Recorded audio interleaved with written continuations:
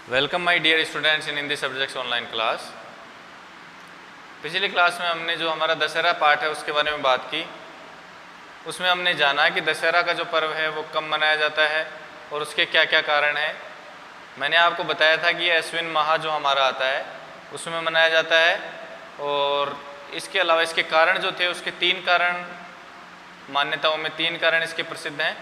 एक इसमें ये कहा जाता है कि इस दिन हमारे जो प्रभु श्री राम थे उन्होंने रावण का वध किया था और उसके उपलक्ष्य में इसको मनाया जाता है। दूसरा माना जाता है कि जो पांडव थे उन्होंने कौरवों पर विजय प्राप्त की थी, तो इसके उपलक्ष्य में एक विजय दिवस के रूप में इसको मनाया जाता है। और तीसरा कारण था कि इंद्र ने एक वृत्तासुर नाम के राक्षस को इस दिन परास्त करके मार दिया था, तो इसलिए भी इसको विजय दिवस के रूप में मनाया जाता है। ये 2-3 कारण हमने जाने। इस दिन क्या क्या होता है उसके बारे में भी हमने बात की कि रावण दहन होता है, रामलीलाएँ होती हैं। आज हम इसी पार्ट के बारे में और जो इसका सेल्फ चैप्टर है उसके बारे में बात करने वाले हैं।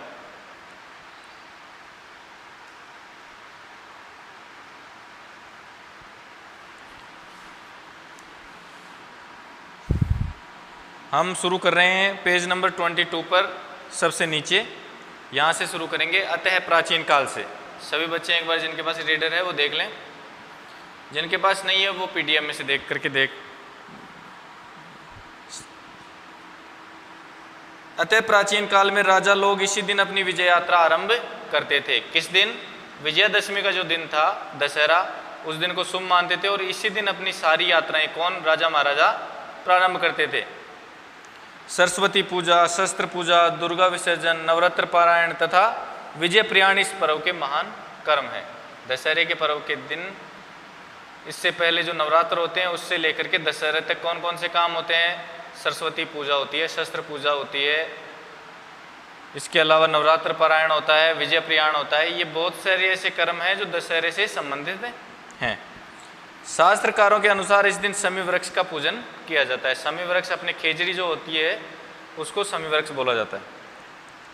लोगों का विश्वास है कि शमी वृक्ष की पूजा से दृढ़ता और तेजस्विता प्राप्त होती है। इस दिन नीलकंठ पक्षी के दर्शन को भी शुभ माना जाता है। दशहरे के दिन अगर आपको नीलकंठ नाम का एक पक्षी होता है, अगर वो दिख जाए तो इसका मतलब आपके लिए दशहरे का वह त्यौहार शुभ है। विजयदशमी के पर्व का सबसे बड़ा आकर्षण होता है रामलीला। आपने छोटे बच्चों ने देखी भी होगी, जो बड़े शहर होते हैं उनमें भी और जो छोटे छोटे गांव होते हैं उनमें भी रामलीला की पहले से ही तैयारियां शुरू हो जाती हैं। और उसमें अलग अलग जो किरदार होते हैं, गांव के ही व्यक्ति या फिर कहीं से मंडली जो बुलाई जाती है उसमें अलग अलग किरदार निभाए जाते हैं। और इस तरह से हर एक बच्चा जो भी उसके आसपास रहता है वह उस रामलीला का आनंद लेता है। आश्विन माह में शुक्ल पक्ष प्रारंभ होती है, जगह जगह रामलीला होने लगती है। जब आश्विन माह आता है जिसमें विजयादशमी होती है, उसका शुक्ल पक्ष, मैंने आपको पिछली क्लास में बताया था, किसी भी माह में 2 पक्ष होते हैं, एक होता है शुक्ल पक्ष, एक होता है कृष्ण पक्ष। शुक्ल पक्ष का मतलब होता है जब रोशनी चांदनी होती है। आपके रात्रि के समय हम देखें तो एक होता है अंधेरी रात और एक होता है चांदनी रात, जिसमें बिल्कुल आपको कुछ दिखाई नहीं देगा, वो कृष्ण पक्ष में माना जाता है। और एक होता है शुक्ल पक्ष जिसमें चांद की रोशनी रहती है और थोड़ा उजाला रहता है। तो जैसे ही आश्विन माह में शुक्ल पक्ष प्रारंभ होता है, जगह जगह रामलीलाएँ होना शुरू हो जाती हैं। और दशमी के दिन रावण वध के साथ उसका समापन होता है। राम जन्म के साथ रामलीला शुरू होती है और रावण वध के साथ उसका समापन हो जाता है। हमारे देश में रामलीला का इतना प्रचार है कि छोटे बड़े शहरों नगरों के अतिरिक्त गांवों में भी लोग इसका बड़े उत्साह से रामलीला का आयोजन करते हैं। बड़े बड़े शहरों में प्रसिद्ध रामलीला मंडलियों द्वारा रामलीला का आयोजन किया जाता है। मैंने आपको कहा था कई गाँव में तो क्या होता है, खुद से किरदार बन जाएंगे वो। जैसे मान लीजिए रामचरितमानस में जिस तरह से बताया हुआ है, आपने ज़्यादातर बच्चों ने रामायण देखी भी होगी। उसमें सबसे पहले आपको रामायण का जो भी कार्यक्रम आएगा उसके अंदर, या रामलीला आप देखते हैं उसमें आपको सबसे पहले क्या दिखाया जाएगा? राम का जन्म दिखाया जाएगा। राम, लक्ष्मण, भरत और शत्रुघ्न का जन्म दिखाया जाएगा।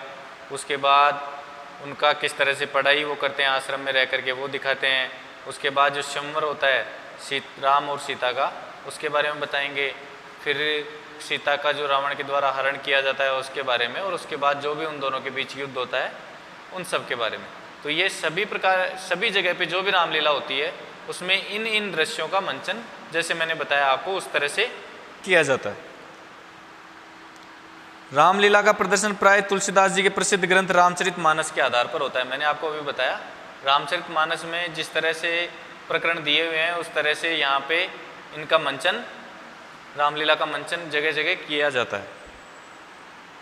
राम जन्म, सीता स्वयंवर, लक्ष्मण परशुराम संवाद, सीता हरण, हनुमान द्वारा लंका दहन, जब हनुमान जी ने लंका को जला दिया था, लक्ष्मण मेघनाद युद्ध, रामलीला के आकर्षक प्रसंग होते हैं। ये रामायण में आपने ये सभी घटनाक्रम देखे होंगे। लक्ष्मण और मेघनाद के जो युद्ध होता है, लक्ष्मण और परशुराम के बीच जो बातचीत होती है, इसके अलावा जो रावण जो है वो किस तरह से छल से सीता जी का हरण करके ले जाता है, किस तरह से शूर्पणखा श्री राम जी के पास जाती है। ये रामायण की सब घटनाक्रम आपको आपके सीरियल से या आपके घर में, जिस बच्चे ने कार्यक्रम नहीं देखा है तो एक बार ये पाठ पढ़ने से पहले एक बार अपने मम्मी पापा या दादा दादी जो भी घर में है उनसे एक बार पूछना जरूर कि रामायण के अंदर, भाई दादी जी को बोल देना आप तो, अगर घर में दादाजी या दादी जी हैं, कि हमें दादा या दादी हमें रामायण के बारे में आप बताओ कि रामायण में क्या क्या हुआ था, प्रभु श्री राम कौन थे, रावण कौन था। इस तरह से इन चीज़ों के जब आप उनसे सुनेंगे तो आपको इसमें बहुत मज़ा आएगा। रामलीला के दिनों की चहल पहल देखने के लायक होती है। भाई रामलीला जब चल रही होती है तो बहुत से लोग वहाँ देखने वाले भी होते हैं। कोई रात को जा रहा है, कोई वापस आ रहा है। वहाँ आसपास में ठेली वाले भी रहते हैं जहाँ से छोटे बच्चे सामान, अपने खाने का सामान लेते रहते हैं। तो इस तरह से जितने दिन रामलीला चलती है 9 दिन तक, तो उन 9 दिनों में आसपास का जो भी क्षेत्र होता है जहाँ रामलीला हो रही है, रामलीला का मंचन हो रहा है, उसके आसपास जो भी क्षेत्र होगा वहाँ पे एक तरह से बहुत ज़्यादा चहल पहल रहती है। चहल पहल का मतलब लोग रात तक, खूब रात तक घूमते रहते हैं और सुबह जल्दी से ही घूमना शुरू कर देते हैं। देर रात तक दर्शकों का आना जाना लगा रहता है। जब रामलीला चलती रहती है तो देर रात तक दर्शक आते भी रहते हैं और यहाँ से जाते भी रहते हैं। विजयादशमी को मेला लगता है। दोपहर से ही सड़कों पर रंग बिरंगी पोशाकें पहने महिलाएं, बच्चे, बूढ़े, जवान सभी मेले में जाते हुए दिखाई देते हैं। जब 9 दिन तक रामायण का मंचन हो जाता है और 10वें दिन जब समापन होता है तो उस समय वहाँ मेले का आयोजन होता है। और मेले में आप जानते हो बहुत सी दुकानें और बहुत से खिलौनों के, इनके खाने पीने के सामान आपको वहाँ मिलते हैं। तो छोटे बच्चे, महिलाएं, बूढ़े सब उस मेले में जाते हैं। इस दिन बाजार की रौनक ही बदल जाती है। जिस बाजार में रामलीला का मंचन हो रहा होता है उस बाजार की जो रोजाना रहती है उससे एक अलग ही रौनक आपको उस समय दिखाई देगी। बाजार में बहुत सारे आदमी, क्योंकि रामलीला जो देखने आए हुए हैं वो लोग भी हैं, इसके अलावा खरीदारी करने वाले लोग भी बढ़ जाते हैं। तो उस समय जो होता है रामलीला के दौरान, उस समय बाजार अलग ही दिखाई देता है। कई प्रकार की दुकानें, झूले, डॉलर यहाँ सज जाते हैं। भाई मेले के अंदर तो सभी तरह की चीज़ें लगेंगी, बहुत सारे झूले भी लगते हैं, दुकानें भी लगती हैं। मैंने आपसे कहा कि खिलौनों की, अलग अलग खिलौनों की दुकानें होंगी। छोटे बच्चे जिनको बहुत ज़्यादा फास्ट फूड पसंद है उनके लिए फास्ट फूड की दुकानें भी मिलेंगी। नए नए परिधान भी कई मेलों में बेचे जाते हैं। तो इस तरह से जो बाज़ार होता है उसकी उस समय देखने पर हमें वो बाज़ार सामान्य दिनों से एक अलग ही रौनक में दिखाई देता है। तो बच्चों आज हम दशहरे के पार्ट का जो सेकंड पार्ट था, हमने एक बार पहले ऑनलाइन क्लासेस से संबंधित ली थी, एक आज की क्लास हो गई है। इसके बाद भी इसका कुछ पार्ट अपने शेष रहा है। तो अपना जो भी नेक्स्ट क्लास होगी हम उसमें दशहरा की जो चैप्टर है उसमें जो भी शेष बचा हुआ है दशहरा के बारे में और भी कुछ चीज़ें अपन जानेंगे। आज की क्लास में इतना ही। धन्यवाद बच्चों।